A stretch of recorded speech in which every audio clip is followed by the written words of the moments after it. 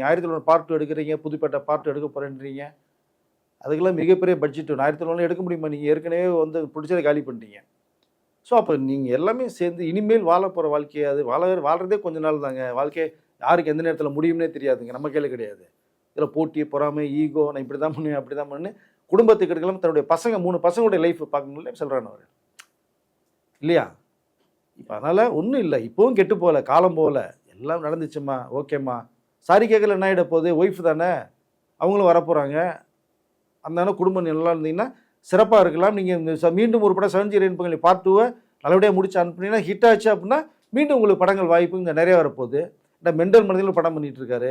முதல் டைட்டில் மாற்றணும் அவர் முதல்ல. மெண்டல் மனதில் யாராவது வைப்பாங்களாங்க?